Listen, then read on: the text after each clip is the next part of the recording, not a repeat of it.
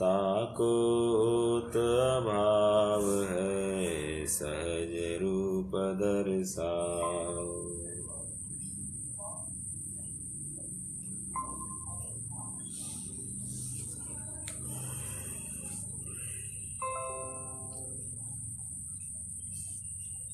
ये विविध मत समीक्षा पांचवा अधिकार पंडित टोडरमल जी द्वारा रचित यह अनुपम कृति और उसका यह अत्यंत अत्यंत महत्वपूर्ण और उतना ही रोचक प्रकरण।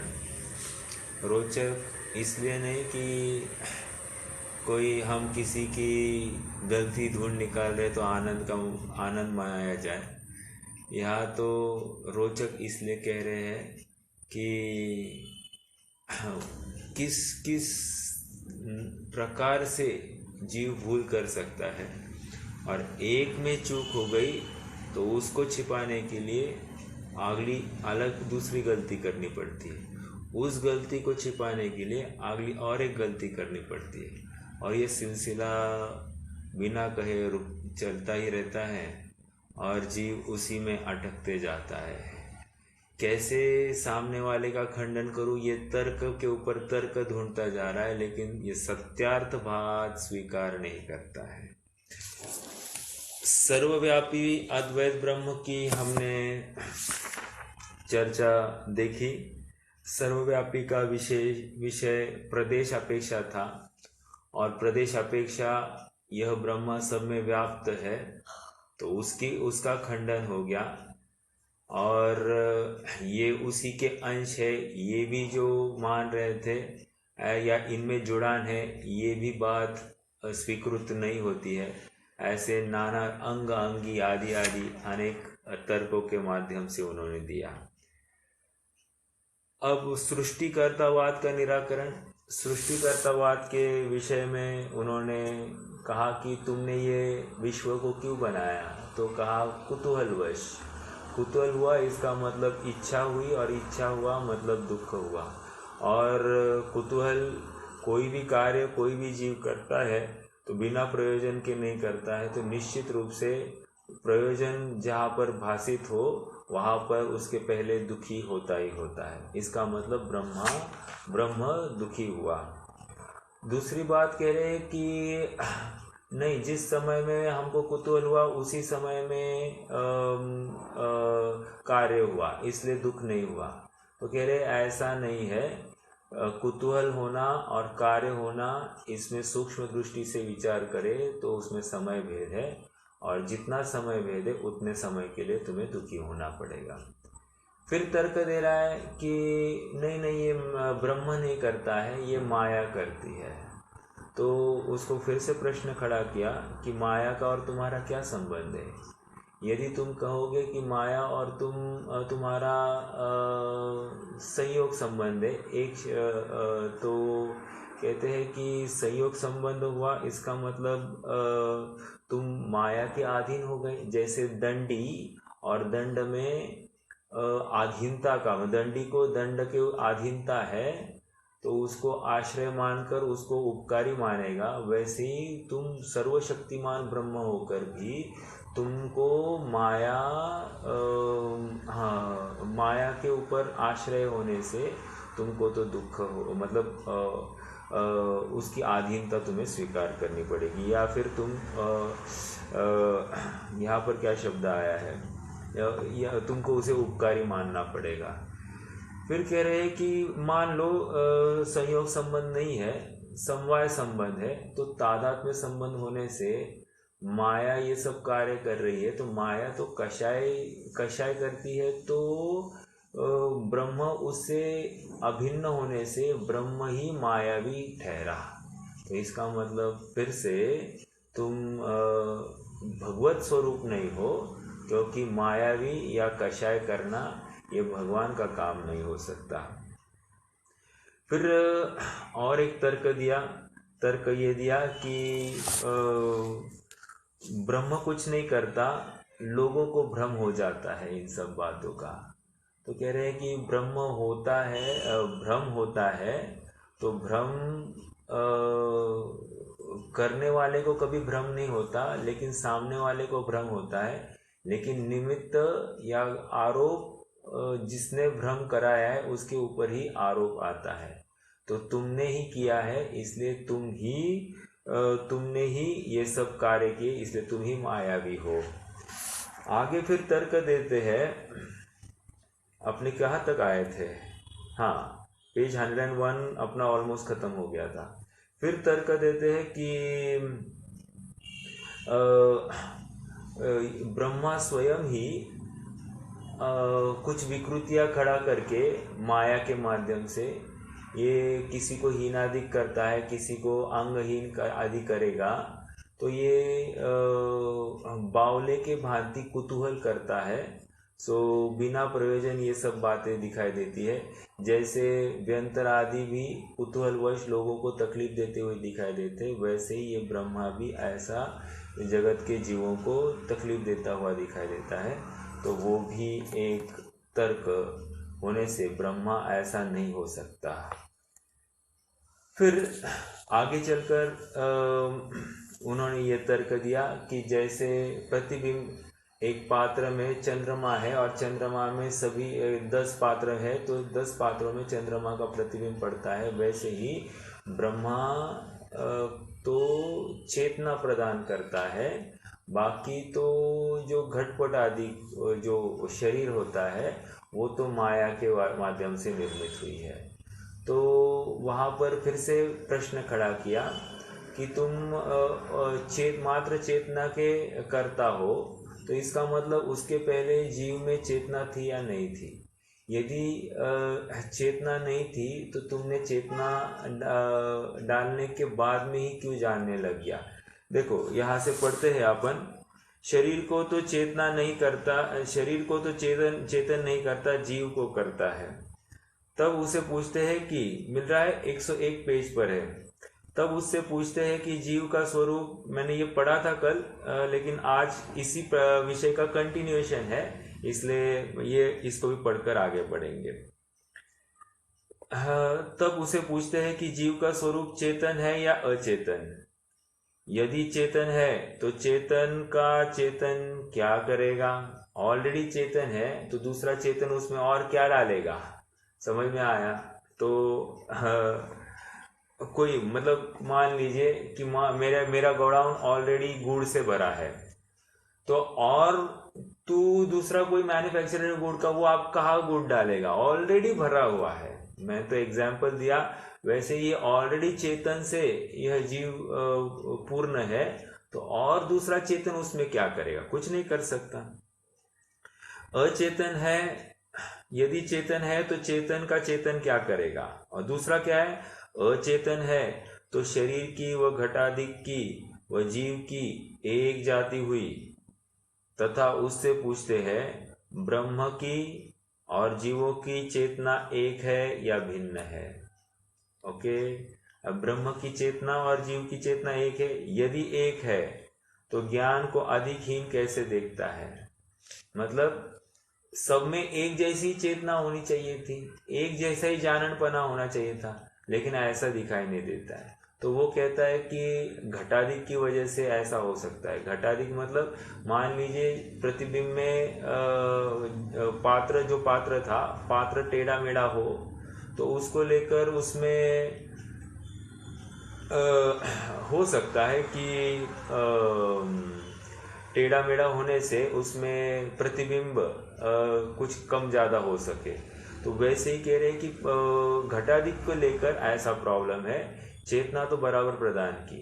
तो उसको फिर से पूछा, यदि चेतना बराबर प्रदान की तो घटादिक हटने पर उसका क्या होता है? वो ब्रह्म में लीन होता है, तो उस समय में उसका अस्तित्व रहता है या नहीं रहता है? यदि अस्तित्व रहता है तो फिर वो तो तुमसे भिन्न ही सिद्ध हुआ, और यदि वो तुम में लीन हुआ तो कह रहे हैं कि उसके नाश का प्रसंग आएगा। तो कह रहे हैं ये दोनों बातें हमको यथार्थन नहीं बैठती है। देखो पढ़ रहे हैं हम, ब्रह्म की और जीवों की चेतना एक है या भिन्न? यदि एक है तो ज्ञान का अधिक हीन होना कैसे देखता है, तथा यह जीव परस्पर वह उसकी जानी को नहीं जानता और वह उसकी जानी को नहीं जानता, सो क्या कारण है। यदि तू कहेगा कि वो यह घट उपाधि भेद है, घट उपाधि भेद है मतलब शरीर के अनुसार वो सब जानने की सामर्थ्य हीनाधिक हो सकती है, तो घट उपाधि होने से तो चेतना भिन्न भिन्न ठहरी। घट उपाधि मिटने पर इसकी चेतना ब्रह्म में मिलेगी या नाश हो जाएगी। यदि नाश, ये क्यों कह रहे हैं, क्योंकि वे लीन होना मानते हैं, ठीक है। यदि नाश हो जाएगी तो यह जीव तो अचेतन रह जाएगा, और तू कहेगा कि जीव ही ब्रह्म में मिल जाता है, तो वहाँ ब्रह्म में मिलने पर इसका अस्तित्व रहता है या नहीं रहता है। यदि अस्तित्व रहता है तो यह रहा, उसकी चेतना इसके रही, ब्रह्म में क्यों मिला। तो ऑलरेडी ये अस्तित्व भिन्न रहा तो ब्रह्म में मिला ही नहीं है, और अगर अस्तित्व मिला तो नाश को प्राप्त हो गया। देखो तर्क दोनों तरफ से उसको पैक कर रहे हैं, ठीक है। यदि तू कहेगा ब्रह्म की और जीवों की चेतना भिन्न है, तो ब्रह्म और सर्वजीव आप ही में भिन्न भिन्न ठहरे, इस प्रकार जीवों की चेतना है सो ब्रह्म की है, ऐसा भी नहीं बनता। मतलब पहले जो स्टार्ट किया था जीवों की, देखो ऊपर सेकेंड पैराग्राफ में, फिर वे कहते माया होने पर लोक उत्पन्न हुआ, वह जीवों के जो चेतना है वही ब्रह्म का स्वरूप है, वो यहाँ पर उन्होंने जाकर खत्म किया है वो पॉइंट, ओके। अब दूसरा पॉइंट क्या है, शरीराधिक माया है। अभी इस बी का आंसर चालू होगा। इतने देर किसका आंसर चल रहा था, 6A पॉइंट का आंसर चल रहा था, उसमें इतने नाना तर्क युक्तियां दे रहे थे। अब 6B क्या है, शरीराधिक माया है। इस बिंदु को लेकर आप वे पूरी चर्चा करने वाले हैं। मतलब ये शरीर आदि जो व्यवस्था है ये सब माया है, ब्रह्मा कुछ नहीं है इसमें। तो अब देखिए उसके तर्क देखेंगे। पहले क्या है, ब्रह्म ने शरीर में कुछ नहीं किया, उसने मात्र सभी जीवों में चेतना डाली, तो उसका खंडन करते गए। अब दूसरा कह रहे हैं कि वो शरीर जो व्यवस्था होती है वो तो माया का काम है, ब्रह्म का उसमें कुछ नहीं लेना देना। तो अब उस पॉइंट को यहाँ पर खड़ा कर रहे हैं। शरीर आदि माया कहते हो, अरे मिल रही है ऊपर से, आप जुड़ान करते चलना, मतलब आपको विषय से जुड़ने के लिए इजी हो जाएगी बात। और आपके पास नोटबुक होगी तो वहां पर मेंशन करना, जीवों के जो चेतना है वह तो ब्रह्म स्वरूप है ए। तो 6A का पूरा पैराग्राफ आगे बढ़ा। अब शरीराधिक माया है, ये 6B हुआ, तो 6B का यहाँ बॉटम ऑफ द पेज, ठीक है। शरीर आदि माया कहते हो, सो माया ही हाड़ मांस आदि रूप होती है, या माया के, अच्छा किसी को जिनवानी चाहिए तो मेरे पास 1-2 कॉपी एक्स्ट्रा है, तो प्लीज बता देना, मतलब उसके अनुसार मैं शेयर कर सकता हूँ कॉपी, हार्ड कॉपी, ओके। हाँ जी, शरीर आदि माया के कहते हैं, सो माया ही हाड़ मांस आदि रूप होती है, या माया के निमित्त से और कोई उन रूप होता है। 2 प्रश्न फिर से खड़े किए।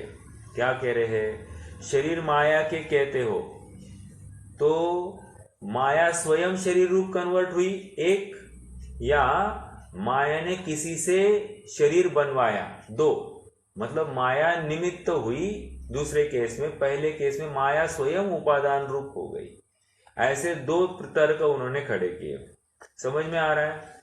अब देखो पहले तर्क की बात कर रहे हैं, यदि माया ही होती है, अर्थात माया उपादान रूप से शरीर रूप कन्वर्ट हो गई, यदि माया ही होती है तो माया के वर्ण गंधाधिक पहले ही थे या नवीन हुए।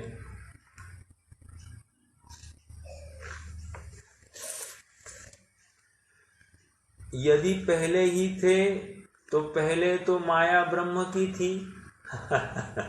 क्योंकि पहले क्या है ना, माया अलग है, ब्रह्म अलग है। यदि पहले ही थे तो पहले तो माया ब्रह्म की थी, ब्रह्मा अमूर्तिक है, वहाँ वर्णादि कैसे संभव है? ब्रह्म क्या है? अमूर्तिक और माया मूर्तिक। तो ब्रह्म और माया एक कैसे हो गए? अमूर्तिक वस्तु और मूर्तिक वस्तु कैसे जुड़े? समझ में आया? एक नहीं हो सकते, अलग अलग रहेंगे। ओके, यदि पहले ही थे तो पहले तो माया ब्रह्म की थी, ब्रह्म अमूर्तिक है, वह वर्णादि कैसे संभव है? और यदि नवीन हुए तो अमूर्तिक का मूर्तिक हुआ, तब अमूर्तिक स्वभाव शाश्वत नहीं ठहरा। मतलब अमूर्तिक का मूर्तिक हुआ तो अमूर्तिक स्वभाव ब्रह्म का शाश्वत नहीं रहा। और यदि तू कहेगा माया के निमित्त से और कोई होता है, तब और पदार्थ तो तू ठहराता ही नहीं, फिर हुआ कौन? मतलब अब तक तो क्या कह रहे थे कि ब्रह्म और माया ये दो ही पदार्थ थे। अब ये भिन्न भिन्न कहकर क्या सिद्ध हो रहा है? ब्रह्म, माया और कोई दूसरा है काम करने वाला, ऐसा तीसरा पदार्थ खड़ा हो गया। अब तीसरे के पीछे चौथा खड़ा करना पड़ेगा, चौथे के पीछे पांचवा, तो इस न्याय से आपके अनेक पदार्थ हो गए। तो तुम जो कह रहे हो एक ब्रह्मा और दूसरी उसकी माया, ये बात घटित नहीं हुई। देखो एक कथा आती है, कालिदास थे, कालिदास आपको मालूम है ना कालिदास की घटना? हाँ, एक रानी थी, वो रानी ने ऐसा निर्णय, वो संस्कृत की पारगामी विद्वान थी, और उसने ऐसा ऐलान कर दिया था कि मैं उसी से शादी करूंगी जो मुझे संस्कृत में परास्त करेगा। तो बहुत से लोग आने लग गए, और हुआ ऐसे कि कोई जीतता नहीं था, और फिर कोई भी आएगा और कोई भी उसका परीक्षण करेगा। तो इसने एक शर्त रखी थी, शर्त ये थी कि जो मुझसे हारेगा उसको मैं बंदी गृह में डाल दूंगी। तो काफ़ी लोग अंदर गए थे, और मंत्रीगण इसको लेकर बहुत परेशान थे, क्योंकि इसको बहुत मद था। तो उन्होंने क्या किया, उन्होंने ऐसे विचार किया अपन इसके सामने एक सबसे मूर्ख आदमी रखे। तो मूर्ख आदमी की तलाश करने निकले, तो उतने में उनको कालिदास दिखा। कालिदास क्या कर रहा था?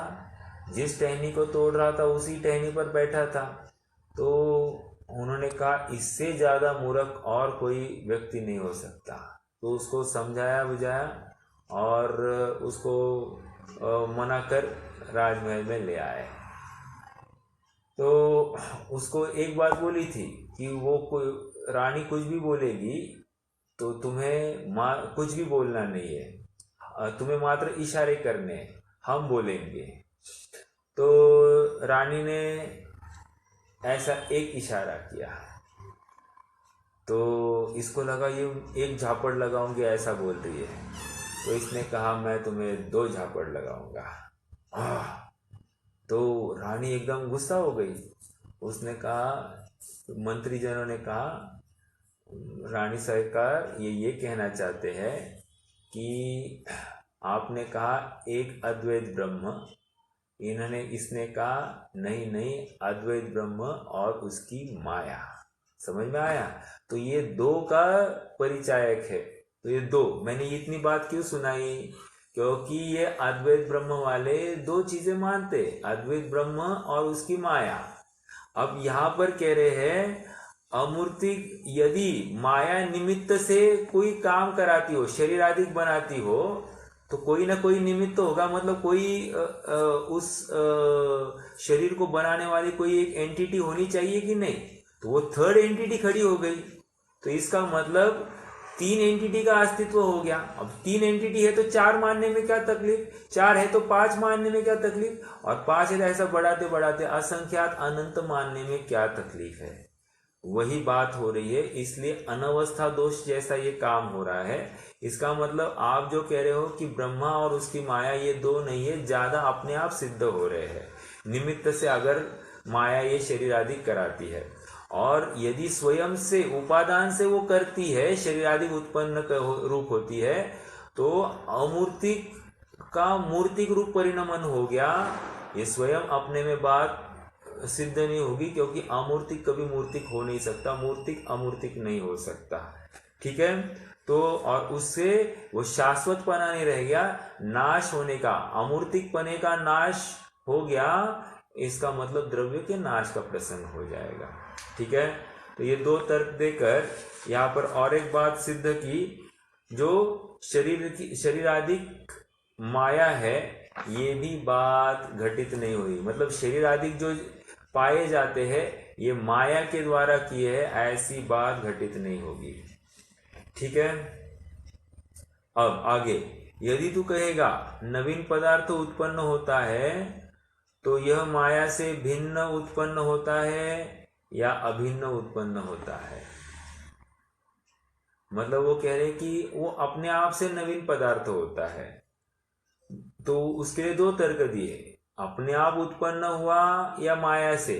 अपने आप होगा तो क्या तकलीफ होगी, फिर माया की जरूरत ही नहीं, फिर ये ब्रह्म से न्यारा एक और एक एंटिटी फिर से सिद्ध हो गई। देखो, माया से भिन्न हो तो मायामयी शरीर आदि किस लिए कहता है, माया से भिन्न ही अपने आप कुछ तैयार हो रहा है, तो मायामयी ऐसा कहने की जरूरत ही नहीं हो। ठीक है, और वे उन पदार्थमय हुए और अभिन्न उत्पन्न हुए हैं, तो माया ही तद्रूप हुई। नवीन पदार्थ उत्पन्न किस लिए कहता है, तो उसने कहा, देखो यहाँ पर अगला तर्क दिया, तर्क ये दिया कि अपने आप वो नवीन पदार्थ तैयार होता है। तो अपने आप नवीन पदार्थ तैयार होता है, तो पहला तर्क क्या दिया, माया से भिन्न उत्पन्न हो तो मायामयी शरीर आदि किस लिए कहते हो, तुम शरीर को मायामयी कहते ना, माया से उत्पन्न कहते हो, तो बात खंडन हो गई। और यदि माया ने ही उत्पन्न किया कहते हो तो नवीन पदार्थ कैसे हो गया, समझ में आया क्या, क्योंकि नवीन पदार्थ अपने आप खड़ा हुआ ऐसा तुम कहोगे तो इस बात का भी खंडन होता है। समझ में आया। चलिए, अब थोड़ा सा प्रकरण नवीन बनेगा। Point number 7। ठीक है, इस प्रकार शरीर आदि माया स्वरूप है ऐसा कहना भ्रम है। ओके, अब नवीन, तथा वे कहते हैं माया 3 गुण उत्पन्न हुए, माया से 3 गुण उत्पन्न हुए। कौन से, राजस, तामस, सात्विक। कौन से, राजस, तामस, सात्विक। राजस मतलब क्या, कोई राजा होगा, वो बहुत दयालु है और वो लोगों का बहुत ख्याल रखता है, ऐसा राजस नामक गुण हो गया। तामस मतलब अंधकार। देखो, ये आलू प्याज जो है ना, वो तामसिक पदार्थ है, और उसको लेकर मतलब निद्रा आदि आती है, मतलब तामस वे पदार्थ माने गए हैं। और तीसरा सात्विक, मंद कषाय वाला जो होता है उसको सात्विक कहते हैं। देखो, वे स्वयं अपने यहाँ पर अद्वैत ब्रह्म वाले इन तीनों की क्या परिभाषा करते, ये परिभाषाएं भी यहाँ पर लिखी है। देखो, सो यह भी कहना कैसे बनेगा, क्या, राजस, तामस और सात्विक ये 3 गुण उत्पन्न हुए, किससे, माया से। क्यों, माया स्वयं नहीं काम कर रही है, माया से और 3 गुण खड़े किए। अब उन्होंने क्या किया, ये बात कर रहे हैं। जब तामस हुआ तो अच्छा काम करने वाली कोई कार्य हुआ,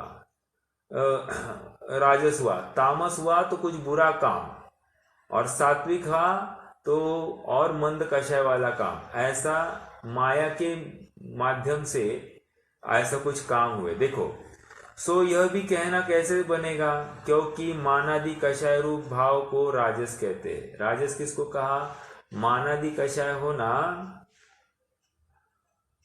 मैंने राजा कहा ना, नहीं, मानादि कषाय रूप भाव को राजस कहते हैं।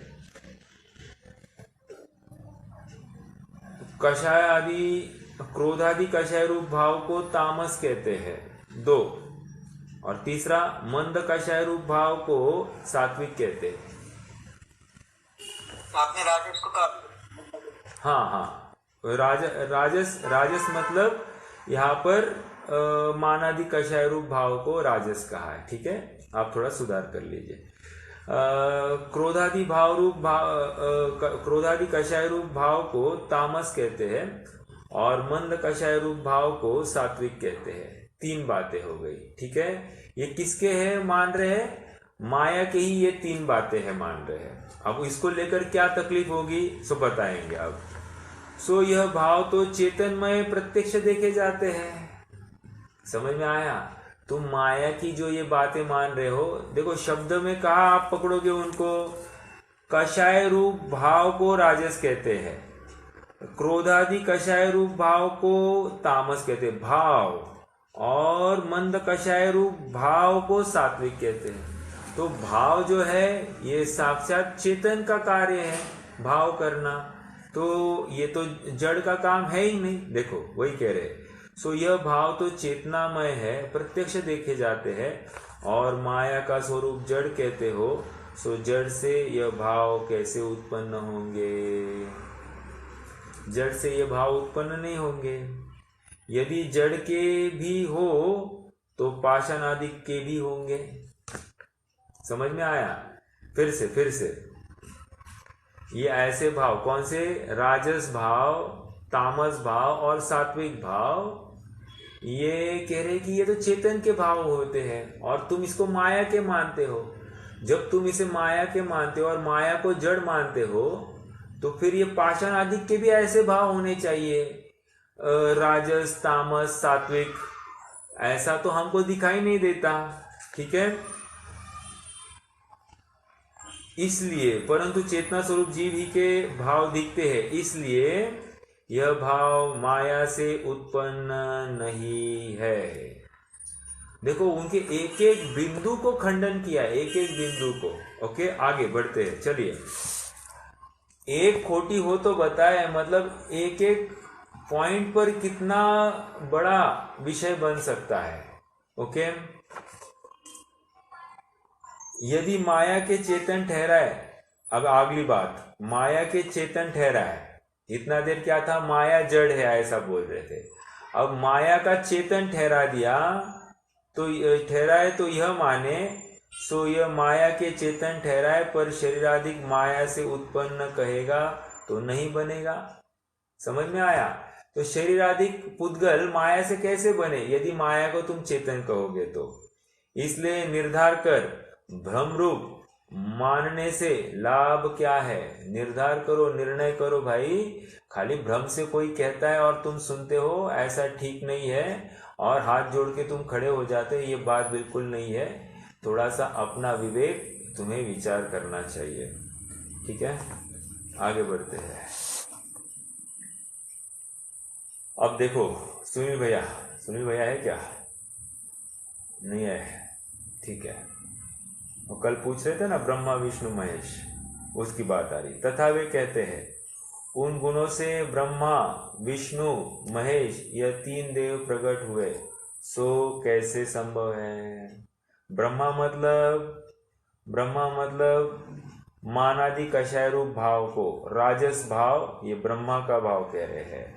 विष्णु मतलब तामस भाव, और महेश मतलब ये सात्विक भाव। देखो बता रहे, शायद यहाँ पे बताएंगे, तीन देव प्रकट हुए, सो कैसे संभव है?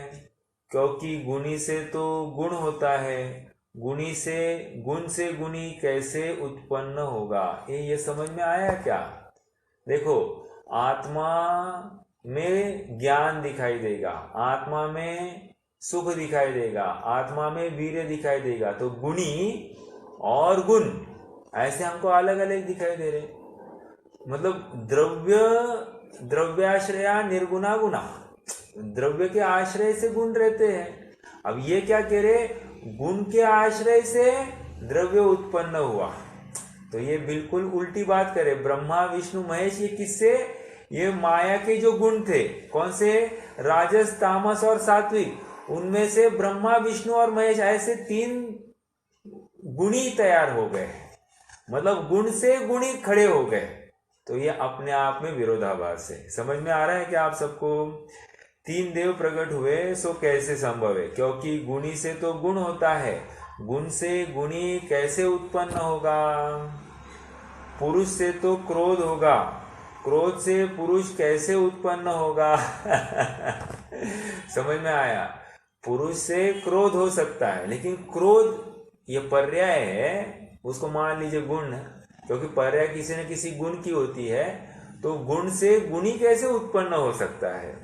नहीं हो सकता। फिर इन गुणों को की तो निंदा करते हैं। निंदा करते मतलब क्रोध को कौन अच्छा कहता है? निंदा करेंगे। ओके, इनसे उत्पन्न हुए ब्रह्मादि को पूज्य कैसे माना जाता है? फिर गुणों की तो निंदा कर रहे हो तुम, और इन्हीं गुणों से जो ब्रह्मादि उत्पन्न हुए हैं उनको तुम पूज्य भी कहलवाते हो। सो ये कैसी बात है? एक तो निंदा भी करते हो और उनको पूज्य भी मानते हो, परस्पर विरुद्ध दो कथन करते हो, तो स्ववचन बाधित ऐसे तुम्हारे वचन है, तो हमको ये बात बैठती नहीं है। पुरुष से तो क्रोध होगा, क्रोध से पुरुष कैसे उत्पन्न होगा? फिर इन गुणों की तो निंदा करते हैं, इनसे उत्पन्न हुए ब्रह्मादि को पूज्य कैसे माना जाता है? तथा गुण तो मायामयी और इन्हें ब्रह्म के अवतार कहा जाता है, सो यह तो माया के अवतार हुए, इनको ब्रह्म का अवतार कैसे कहा जाता है? क्या कहा? तथा गुण मायामयी है, गुण किसके है? माया से उत्पन्न हुए, तो और इन्हें ब्रह्म के अवतार कहा जाता है। किसको? ब्रह्मा विष्णु महेश को ब्रह्म के अवतार माने जाते हैं। और गुण किससे उत्पन्न हुए? माया से। और गुणों से कौन उत्पन्न हुआ? ब्रह्मा विष्णु महेश। आप लिंक लगा रहे हो क्या? माया ए से हुआ बी, रजस तामस और सात्विक। रजस तामस अभी बी हुए, बी से हुए सी, ब्रह्मा विष्णु महेश। ओके, और कहते क्या है? ये सी जो है ये कैपिटल ए ब्रह्मा के है। समझ में आया? कोई रिलेशन नहीं है। वहाँ पे ब्रह्मा डबल हुआ ऐसा, पहले भी हुआ अभी भी ऐसा? नहीं, एक कैपिटल ब्रह्म, हाँ वो ब्रह्म है, पहला ब्रह्म, और ये अभी जो है ब्रह्मा। ठीक है, BRAHM ब्रह्म और BRAHMA ब्रह्मा, ऐसे लगाना। अच्छा, ठीक है, ब्रह्मा अलग और ब्रह्मा अलग है। देखो, तथा गुण तो मायामयी है, इन्हें ब्रह्म के अवतार कहा जाता है। सो यह तो माया के अवतार हुए, इनको ब्रह्म का अवतार कैसे कहा जाए? देखो फुटनोट में दिया है, ब्रह्मा विष्णु और शिव, यह तीनों ब्रह्म की प्रधान शक्तियां है। किसमें आया? विष्णु पुराण। ठीक है, अधिकार 22 उसमें 58वां श्लोक होगा।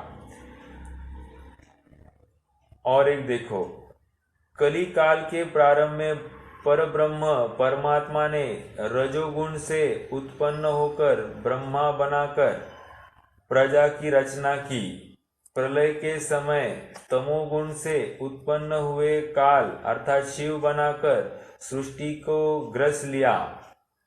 उस परमात्मा ने सत्वगुण से उत्पन्न हो नारायण बनाकर समुद्र में शयन किया।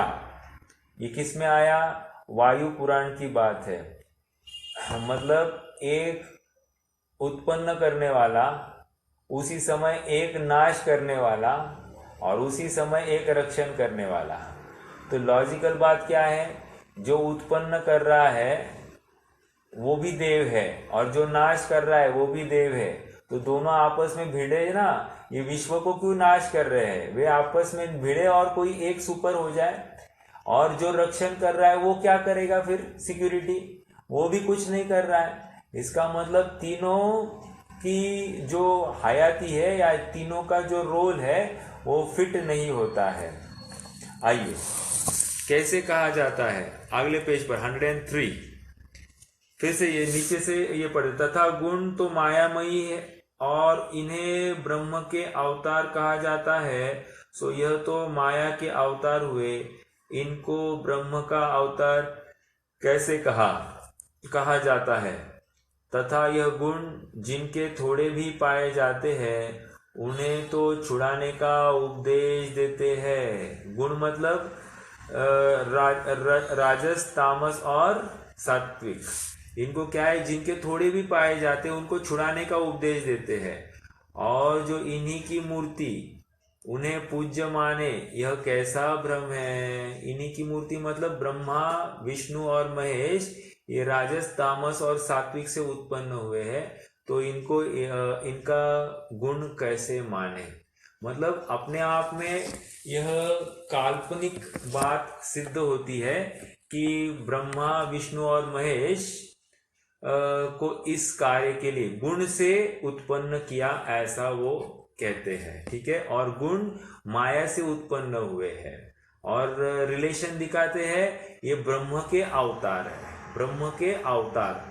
अब प्रश्न फिर से, अवतार इस शब्द की गोला लगाना, क्योंकि वो अवतार को भी खड़ा करने वाले हैं। ब्रह्म को अवतार लेने की क्या जरूरत पड़ी, ये भी प्रश्न खड़ा हो जाएगा। ठीक है, देखो अब पढ़ते हैं आगे। तथा उनका कर्तव्य भी इनमय भाषित होता है, कुतूहलादिक व स्त्री सेवनादिक व युद्धादिक कार्य करते हैं, सो उन राजस आदि गुणों से ही यह क्रियाएं होती है, इसलिए उनके राजसादिक पाए जाते हैं, ऐसा कहो।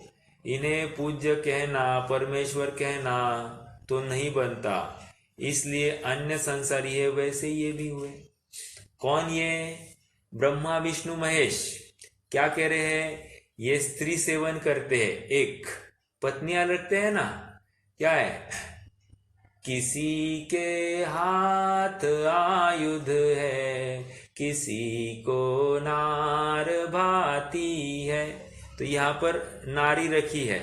और क्या, स्त्री सेवन आदि करते हैं, युद्धाधिक कार्य, आयुध क्यों है, युद्ध करने के लिए, युद्धाधिक कार्य करते हैं, सो उन राजसादि गुणों ही का ये क्रिया है। राजस का अर्थ क्या है, क्रोध करना, या फिर दूसरा क्या था, कषाय, मान करना, ये सब उनके गुण बताए हैं।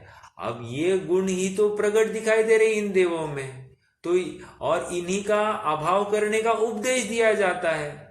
तो कह रहे कि जो देव है और उनमें ये गुण दिखाई देते हैं, जो सामान्य लोगों में भी दिखाई देते हैं, और उनका अभाव करने की प्रेरणा दी जाती है, तो इन देवों में और सामान्य लोगों में क्या फर्क हुआ, कोई फर्क नहीं हुआ। तो इनको पूजने के लिए क्यों कहते हो, कोई प्रयोजन दिखाई नहीं देता पूजने का। समझ में आया? फिर से पढ़ते, तथा उनका कर्तव्य भी इनमय भाषित होता है, कौतूहलादिक व स्त्री सेवनादिक व युद्धादिक कार्य करते हैं, सो उन ये कौतूहलादिक मतलब क्या, जैसे किसी की परीक्षा करते हैं।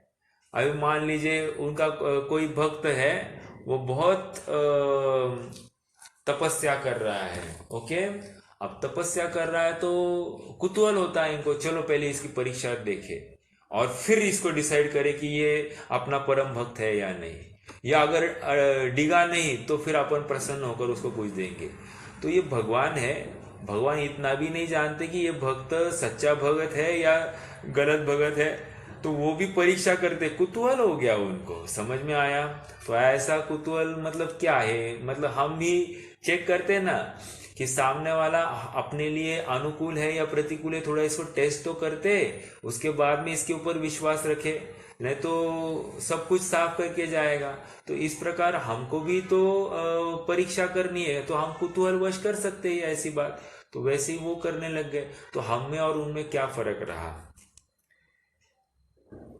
तथा कदाचित तू कहेगा कि संसारी तो माया के अधीन है, सो बिना जाने उन कार्यों को करते हैं। क्या, कौन से कार्य को? ये जितने भी कुतूहल आदि जो है वो कह रहे हैं वो बिना प्रयोजन के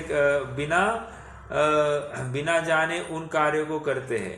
माया ब्रह्मादि के अधीन है, इसलिए वे जानते ही इन कार्यों को करते हैं, सो यह भी भ्रम है। क्योंकि माया के अधीन होने से तो काम क्रोधादि ही उत्पन्न होते हैं। और क्या होता है? मतलब माया के अधीन पने से क्या हुआ? काम क्रोध ही उत्पन्न हो रहा है जीव को। शरीर आदि मिल रहे, कषाय हो रहे, तो ये काम क्रोध है, तो ये माया क्या कार्यकारी रही? सो उन ब्रह्मादिकों के तो काम क्रोध की तीव्रता पाई जाती है। ब्रह्मादिक मतलब ब्रह्मा विष्णु महेश की। काम की तीव्रता से स्त्रियों के वशीभूत हुए, नृत्य गान आदि करने लगे। वो एक श्लोक आता है ना, हरिहर पितामहत्या बलिनोपि स्मरेण विध्वस्ता तप्त तृक्वा यथैते स्वांका नार्यान मुंचन्ति। वो कह रहे देखो शर्म आनी चाहिए, यहाँ पर भक्त आकर लाइन लगाकर इनको पूज रहे हैं, और हाय हाय ये ब्रह्मादि जितने देव है ये अपने नारी में इतने आसक्त हुए, तन्मय हुए कि उनको भक्त के पास देखने के लिए भी समय नहीं है। स्वांका नार्यान मुंचन्ति, मुंचन्ति मतलब उनका मोह छोड़ते नहीं है। तो ऐसे क्या कह रहे हैं ये? सो इन ब्रह्मादिकों के तो काम क्रोधादि की तीव्रता पाई जाती है। काम की तीव्रता से स्त्रियों के वशीभूत हुए, नृत्य गान आदि करने लगे। वहां ब्रह्मा है, 4000 वर्ष की तपस्या की, और एक मेनका ने थई कर दिया, थोड़ा सा डांस शो हो गया तो विचलित हो गए। 4000 वर्ष की तपस्या एक आधे घंटे का शो में खत्म हो जाती है। तो कह रहे हैं कि ये क्या हो गया? काम की तीव्रता से स्त्रियों के वशीभूत हुए, नृत्य गान आदि करने लगे, विह्वल होने लगे, नाना प्रकार कुचेष्टा करने लगे, तथा क्रोध के वशीभूत हुए अनेक युद्धादि करने लगे। मान के वशीभूत हुए अपनी उच्चता प्रकट करने के अर्थ अनेक उपाय करने लगे। माया के वशीभूत हुए अनेक छल करने लगे। लोभ के वशीभूत हुए परिग्रह का संग्रह करने लगे, इत्यादि अधिक अधिक क्या कहे। मतलब चारों प्रकार की कषायों को संग्रहित करके इनको देव माना जाए तो कोई वैल्यू नहीं है। फिर उनकी हमें भी ये 4 प्रकार की कषाय पाई जाती, उनमें भी पाई जाती, तो ये देव, इनमें देवपना कैसे ठहरा? ठीक है। और वे जिनके निर्मित है वैसे वो माया भी कोई कार्यकारी नहीं रही, वो भी मतलब कषाय है, वो कोई पूज्य थोड़ी होगी, तो वो भी नहीं हुई। भैया एक सुनो ना, ये ब्रह्मा विष्णु महेश इनकी देशना वगैरह भी नहीं है ना? ऐसा कोई उन्होंने उपदेश वगैरह दिया, ऐसा कोई है नहीं ना? देखो ये ऐसा आता है कि ये अन्य मत जितने भी है वे उनके शास्त्रों को अपौरुषेय मानते हैं। अपौरुषेय मतलब क्या? वो कहते हैं कि कोई व्यक्ति था, उसको पहाड़ पर वेद मिल गए, या बाइबल मिल गई, या कुरान मिल गया है, इन सब का एक ही मिलता है, किसी ने बनाया नहीं है, उसको मिला और उसने फिर वहां से पंथ चालू किया। ऐसे ही ये सब प्रोपागेट करते हैं। तो वे क्या मानते हैं? अपौरुषेय मानते हैं उनके शास्त्रों को। तो उनका ऐसे कोई वचन खिरे है या ऐसा कुछ बताया नहीं जाता। अपौरुषेय कहकर रेडीमेड कोई तो एक वस्तु, ऐसा ही वस्तु स्वरूप है, ये तुम सब स्वीकार करो, ऐसा वो कहने की बात पड़ी। ओके, वो किसने किया है वो ग्रंथ, ये वो खुलासा नहीं करते। अपौरुषेय है, किसी ने बनाया नहीं, वो रेडीमेड अवेलेबल था, सो सबने आगे पढ़ना चालू किया। नहीं, लेकिन भैया जी वो लिखे हुआ वो तो गलत है ना। तो रेडीमेड कैसे मिलेगा? कोई ना कोई तो। हाँ तो गलत है ना, हम कहाँ उनको सही कह रहे हैं, लेकिन वो उनकी क्या मान्यता है, वे कहते हैं अपौरुषेय है, किसी के द्वारा निर्मित किए गए नहीं है। वाल्मीकि वगैरह उसने लिखा है, वो क्या था? वो वाल्मीकि ने जो लिखा वो रामायण लिखा, वो तो कथा लिखी उन्होंने। व्यास ने भी महाभारत लिखा, वो तो कथा लिखी, हिस्ट्री लिखी, हाँ। हिस्ट्री। तो वो थोड़ी है। अब आप अगर वेद, हाँ, उसका बेस क्या लगाया था उन्होंने? उसका बेस बेस, मतलब उसका बेस क्या लगाया था? बेस क्या लगाना है, वो तो मतलब महाभारत, वहां पर वे ये कहते हैं वे अवतार है।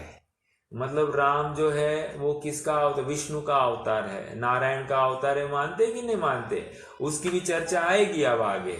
उनको अवतार लेने की जरूरत क्या पड़ी, आदि आदि सब बातें हैं, वो अपन करेंगे चर्चा। लेकिन वे उनको अवतारवादी मानते हैं, और जब जब जरूरत पड़ती है तब तक उनको सबके उत्थान के लिए और उनको जन्म लेना पड़ता है। वो आता है ना, यदा यदा ही धर्मस्य ग्लानिर्भवति भारत अव्युत्थानम अधर्मस्य, क्या है आगे, सृजाम में हम क्या है, मैं इतना ये नहीं याद कर रहा हूँ, लेकिन वहाँ पर धर्म की स्थापना के लिए और अधर्म का मतलब नाश करने के लिए जब जब जरूरत पड़ेगी तब तब मैं अवतार धारण करूँगा, ऐसी वो उनकी चेष्टा मतलब कथन चलते हैं। तो उसका बेस ऐसा कुछ बताया नहीं है, लेकिन ये अवतारवाद है। तो ये ऐसे धर्म को रिफॉर्म करते, देखो उनका अवतारवाद और हमारा तीर्थंकरवाद है। तीर्थंकर भी क्या करते हैं कि जब जब धर्म का लोप होता हुआ दिखाई देता है तो कोई ना कोई तीर्थंकर होता है और वो धर्म की स्थापना करते, धर्म तीर्थ की स्थापना अर्थात उपदेश देते हैं। वैसे यहाँ पर और उपदेश देकर लोगों में पापाचरण की प्रवृत्ति का अभाव करके उनको धर्म मार्ग में लगाते हैं। वैसे ही अब यहाँ पर भी वे अवतारवाद के माध्यम से लोगों को पाप से डराकर, निवृत्त कराकर, दंडित कराकर उनको धर्म मार्ग में लगाने की बात रखते हैं। ऐसा है, बस इससे ऊपर कुछ बेस नहीं है। ठीक है, आइए थोड़ा सा पढ़ते हैं आगे।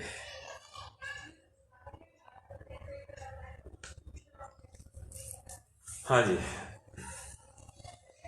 कहा थे, बीच में थे ना।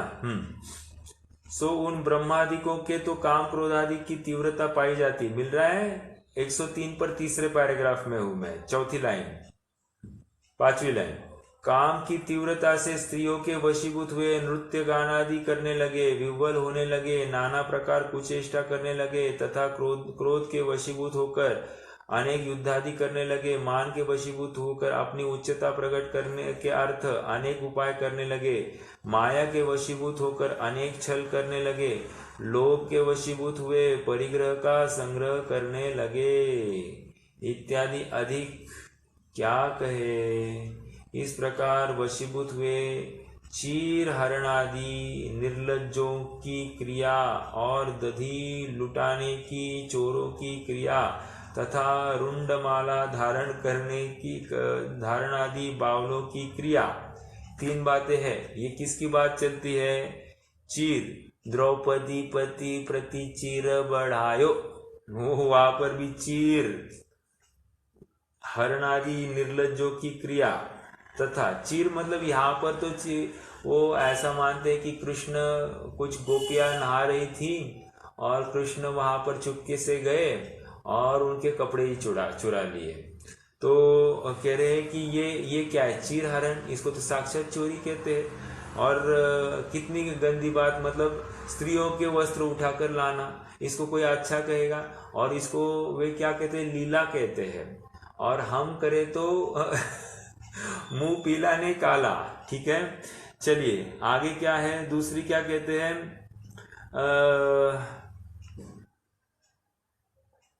दूध दधी लूटन आदि चोरों की क्रिया। दधी मतलब मक्खन चोर चोर कहते ही थे, मक्खन चोर कहते थे और लाला भी कहते थे।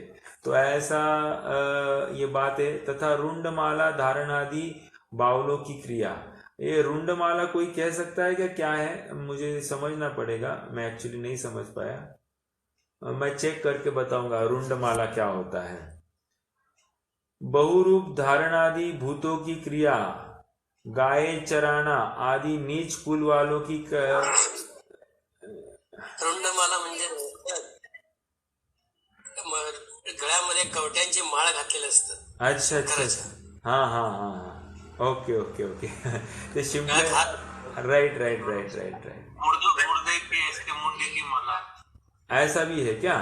मुंडी की माला। अच्छा अच्छा, माला है, रुंड माला नहीं, ऐसे मुंड बना है। नहीं रुंड लिखा है या मुंड माला नहीं। रुंड मतलब कौटी की, ठीक है, वो कौटी की माल कहो या फिर बराबर बराबर, ठीक है। रुंड माला धारण आदि बावलों की क्रिया। हाँ बोला सर। कन्नड मध्ये आपला चेहऱ्याचा सगळा हाडाचा भाग असतो, हाँ कन्नड मध्ये त्याला रुंड म्हणतात। अच्छा अच्छा अच्छा, मूळचा कुठला तरी संस्कृत शब्द रुंड आहे। ठीक है ठीक है ठीक है। रुंडमाला बहुरूप धारण आदि भूतों की क्रिया। देखो बहुरूप के लिए नीचे देखो क्या दिया है, नाना रूपाय मुंडाय वरुत वरुत पृथु दंडिने नम कपाल हस्ताय दिग्वासाय शिखंडिने। वो कह रहे बहुरूप धारण आदि भूतों की क्रिया, ये सब कार्य ये देवों के द्वारा कराते हैं, देवों के द्वारा किए गए बताते हैं। गाय चराना आदि नीच कुल वालों की क्रिया इत्यादि जो निंद कार्य क्रियाएं उनको तो करने लगे, इससे अधिक माया के वशीभूत होकर क्या क्रिया होती सो समझ में नहीं आता। समझ में आया? तो ये सब छोटे छोटे हल्के हल्के कार्य इनके द्वारा कराकर इनकी लीला ऐसा घोषित करना, सो ये देवपना घटित नहीं होता है। मतलब देव कितना गंभीर होना चाहिए, सो इनके इसमें ऐसी बात नहीं है। जैसे कोई मेघ पटल सहित अमावस्या की रात्रि को अंधकार रहित माने, उसी प्रकार क्या क्या कह रहे हैं, मेघ पटल सहित मतलब बहुत ही बादल आए हैं उस दिन, अमावस्या की रात है। ओके, दूसरी बात, ऐसे अमावस्या की रात्रि में प्रकाश नहीं होता। दूसरा, अब मेघ आए हैं तो तारों का भी थोड़ा कोई चमकार होगी, वो भी खत्म। अब कितना घना अंधकार होगा। अमावस्या की रात्रि को अंधकार रहित माने, उसी प्रकार बाह्य कुचेष्टा सहित तीव्र काम क्रोधादिकों के धारी ब्रह्मादिकों को माया रहित मानना है। कह रहे मतलब पाप करके भी पापी नहीं है, ऐसा इनकी मान्यता में दिखाई देता है। फिर वह कहता है कि इनको काम क्रोधादिक व्याप्ति नहीं होते। व्याप्ति मतलब ये काम क्रोध रूप परिणमित नहीं होते। व्याप्ति मतलब परिणत, मतलब भले ही वो क्रिया करते दिखाई दे रहे हैं लेकिन उससे युक्त नहीं देखते। देखो ऐसी बात है ना, हम भी तो ज्ञानी को क्या मानते हैं, मतलब 96,000 रानियों को भोग रहा है, 6 खंड की विभूति को भोग रहा है, और ज्ञानी के सारे भोग निर्जरा के हेतु, ऐसा बोल देते। ये समझ में आया क्या? हम भी यही बिंदु बोलते हैं, वो भी वही बिंदु बोल रहा है, लेकिन हम बोले तो अध्यात्म और वे बोले तो वे पाप। सो ये बात घटित नहीं हो रही ना। तो यहाँ पर ये समझना, हम स्याद्वाद लगा कर कह रहे हैं, आध्यात्म की कथन शैली ऐसी है कि एक बार सम्यक तो हो गया तो उसके सारी क्रियाएं उस मिथ्यात्व और अनंतानुबंधी के अभाव में वे उनको पाप रहित ही माना गया, क्योंकि अन्य कषाय में इतनी दम है ही नहीं और वो अल्पकाल के लिए है, इसलिए वे तो अब नियम से छूटने वाली है। इस न्याय से उसको बंध से रहित मान लिया। ओके, ये हमारी बात। लेकिन यहां पर जो है ये एकांत इनको मान बैठे हैं कि तन्मय होकर काम करते हुए देखते हैं और स्वयं को कर्ता कहलवाते हैं। ऐसा होते हुए भी अब कह रहे हैं कि हम इनसे परिणमित नहीं होते। किससे? काम क्रोध आदि से परिणमित, मतलब साक्षात भोग में प्रवृत्ति होते हुए भी वहां पर परिणत नहीं होते हैं और उसको लेकर इनको बंध नहीं होता। जबकि अपने यहाँ पर चक्रवर्ती भले ही बंध को हो रहा है, कर्णानियों की तरफ से देखे तो 6 खंड की विभूति को वो भोग रहा है, अनुशासन प्रशासन कर रहा है या अपनी स्त्रियों को भोग रहा है, भोजन आदि क्रियाएं कर रहा है, सारे कार्यों को, या युद्ध में जा रहा है, सारे कार्यों में जाते हुए जितनी कषाय उसकी उत्पन्न है उतने अनुपात में वो बंध को प्राप्त हो रहा है और उसको नियम से दंड मिलता ही मिलता है, अर्थात उसका फल मिलता ही मिलता है। सो यहाँ इनके मानते नहीं है ना। देखो, यह भी परमेश्वर की लीला है। क्या काम क्रोध आदि से व्याप्त नहीं होते? यह भी परमेश्वर की लीला है। इससे कहते हैं, अब पंडित साहब उसने एक नवीन तर्क पेश किया है, क्या कि ये क्रोध आदि से परिणत नहीं होते। ओके, इनसे व्याप्ति नहीं है। तो इस अब तर्क का खंडन अब पंडित साहब दे रहे। क्या कर रहे? देखो, इससे कहते ऐसे कार्य करता है वे इच्छा से करता है या बिना इच्छा के करता है। कौन से कार्य? ये लीला कर रहा है ना, माखन चुराना, स्त्रियों के कपड़े चुराना या फिर स्त्री काम सेवन आदि करना, ये जितनी भी बातें हैं या जितनी गोपियां आ रही और बंसी बजाते बैठना, ये जो कोई बातें हैं, क्या ये इच्छा से कर रहा है या इच्छा के अभाव में कर रहा है? समझ में आया? देखो, ऐसा सेम का सेम तर्क श्वेतांबर मत खंडन में भी आया है। वहां पर भी उन्होंने उपकरण की बात रखी कि उपकरण है तो उपकरण में उनको कोई राग द्वेष नहीं है, वितराग भाव है तो कपड़े भी रखते तो वितराग भाव है, उसमें कोई राग द्वेष नहीं है और उसके निमित्त से इनकी धैर्य, इनकी साधना विशेष होती है, तो इसलिए वो प्रवृत्ति रखते हैं। लेकिन ऐसा उनका उनमें राग नहीं है, तो जो कि सत्यार्थ बात नहीं है, उसका खंडन किया है। ऐसी बात यहाँ पर कर रहे हैं। क्या कह रहे हैं? यह भी परमेश्वर की लीला है। इससे कहते हैं कि यह कार्य करता है वे इच्छा से करते हैं या बिना इच्छा के करते हैं। यदि इच्छा से करता है तो स्त्री सेवन की इच्छा का नाम काम है, युद्ध करने की इच्छा का नाम क्रोध है इत्यादि इसी प्रकार जानना। और यदि बिना इच्छा के करता है तो स्वयं जिसे न चाहे ऐसा कार्य तो परवश होने पर ही करता है। क्या मैं नहीं चाहता हूं फिर भी ये कार्य हो रहा है, ऐसा परवश होने पर ही बिना इच्छा के हो सकता है। जैसे देखो, समय सार के निर्जरा अधिकार में 2 उदाहरण दिए हैं। क्या? जैसे सेवता हुआ भी नहीं सेवता, वहां पर बात ये कही कि जैसे वैद्य है, वैद्य विष को सेवन करता हुआ भी उसको जहर नहीं चढ़ रहा है, एक। दूसरा उदाहरण दिया, कोई शराब पीता हुआ भी उसको शराब की उन्मत्तता चढ़ती नहीं है, 2। तो ये कारण क्या है? ये निर्जरा अधिकार में ये उदाहरण दिए।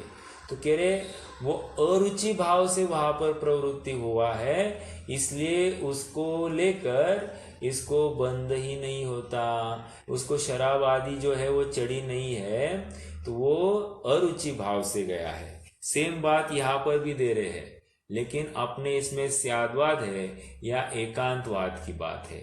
एकांतवाद दूषित समस्त, तो कपिलादि रचित क्या है, एकांतवाद दूषित समस्त विषयादिक पोषक अप्रशस्त, कपिलादि रचित श्रुत को अभ्यास सो है कुबोध बहुदेन त्रास। क्या है, देखो यहाँ पर कह रहे, बढ़ते हैं, इत्यादि इसी प्रकार जानना। और यदि बिना इच्छा के करता है तो स्वयं जिसे न चाहे ऐसा कार्य तो परवश होने पर ही होता है, अर्थात बिना इच्छा के कोई भी कार्य होता नहीं। सो परवशपना कैसे संभव है, कैसे संभव है मतलब यहाँ पर वे कहना चाहते हैं कोई भी कार्य हो रहा है, प्रयोजन के बिना कोई मंद से मंदजीवी प्रवृत्ति नहीं करता है, और तुम ऐसी प्रवृत्ति करते हो तो क्या प्रयोजन था उसके पीछे। तथा तू लीला बतलाता है, सो परमेश्वर का अवतार धारण करके इन कार्यों को लीला करता है। तो अन्य जीवों के इन कार्यों से छुड़ाकर मुक्त करने का उपदेश किस लिए देते हैं। अरे अन्य लोग तो इन्हीं सप्त व्यसन आदि में प्रवृत्ति कर रहे हैं और उनको उस वहां से निवृत्त कराता है, और स्वयं तो उसमें प्रवृत्ति करता हुआ दिखाई देता है। तो ये दो विरोधी ऐसी बातें, तू स्वयं तो प्रवृत्ति कर रहा है और लोगों को निवृत्त करा रहा है, तो ऐसी बात नहीं, मतलब योग्य नहीं है। क्षमा संतोष शील संयम आदि का उपदेश सर्व झूठा हुआ। ओके, मतलब वे बाकी सब जो जितने भी उपदेश दिए, देखो कषाय का पोषण भी कराया और साथ साथ क्षमा शील संतोष संयम इनका भी उपदेश दिया। मतलब ये जो विष है इसको शक्कर के कोटिंग में डालकर दे रहे हैं, समझ में आया। तो ये क्या उगलने वाला है, ये अपने आप में जहर ही उगलने वाला है। अच्छा, ये इतना एक पैराग्राफ नहीं, ये पैराग्राफ बड़ा है, इसको ये इसके आगे का पूरा प्रकरण ऑलमोस्ट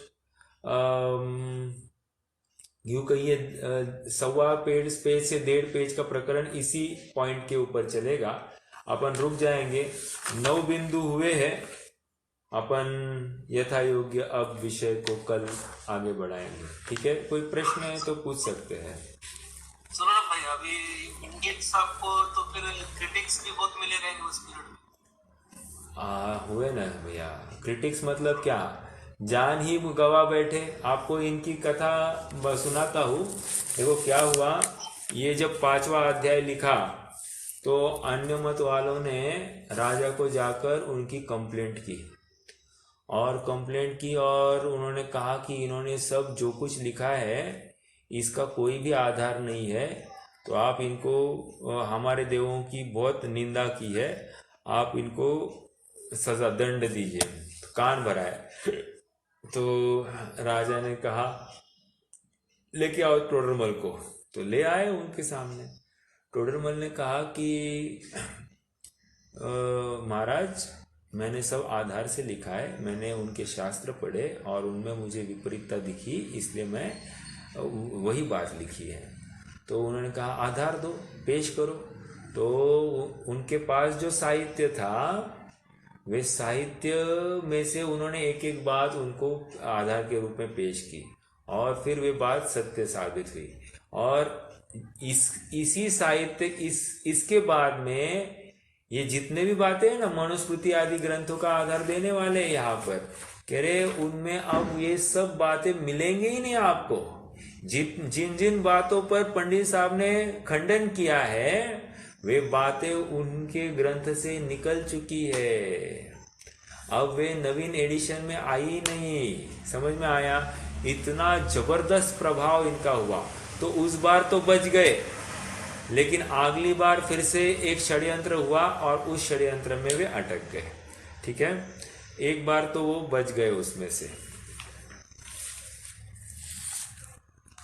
ठीक है, देखो ना, किसको अच्छा लगेगा ये बात सुनने। मतलब अपनी मान्यता इतनी गलत है, ये सुनने पर अपने हृदय के सहस्त्र टुकड़े हो जाते हैं और इसको सहन करने का सामर्थ्य एक पुरुषार्थी में ही हो सकता है। जो सुखार्थी जीव होगा वो इसको सहज स्वीकार करेगा और जो विरोध करेगा, इसका मतलब वो यथार्थ सुख का वांछक नहीं है, वो निर्णय करने में अक्षम है, क्योंकि वो विचार करने के लिए ही प्रवृत्त नहीं हो रहा है।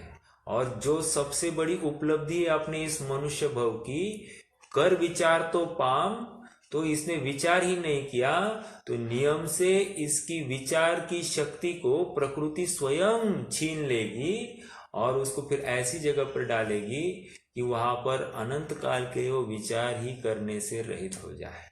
देखो ये प्रकृति का नियम है कि जी अभी नॉर्मल बात है ना, जैसे हमारा हाथ है, हाथ को प्लास्टर किया, अभी 21 दिन का प्लास्टर है, अब आप 22वें दिन अगर प्लास्टर निकालते हैं तो क्या हम हाथ सीधा कर सकते हैं? क्या नहीं कर सकते। हाथ में आज जितनी ताकत है उतनी ताकत उस 22वें दिन होगी क्या? नहीं होगी। इसका मतलब क्या? जिसका उपयोग नहीं किया जाता अपने आप वो बात एक्सटिंक्ट, मतलब लॉ ऑफ एक्सटिंक्शन भी है ही। जो जो चीज का उपयोग नहीं होता वो एक्सटिंक्ट होता है, ऐसा साइंस भी मानता है। और यही तो बात है, अपने यहाँ पर वस्तु स्वरूप ऐसा है कि हम यदि इसका उपयोग नहीं करेंगे विचार विवेक, तो हमसे यह विचार विवेक की शक्ति अर्थात मन रूपी पना, संज्ञा संगीपना, ये छीन लिया जाएगा। ठीक है, चलिए।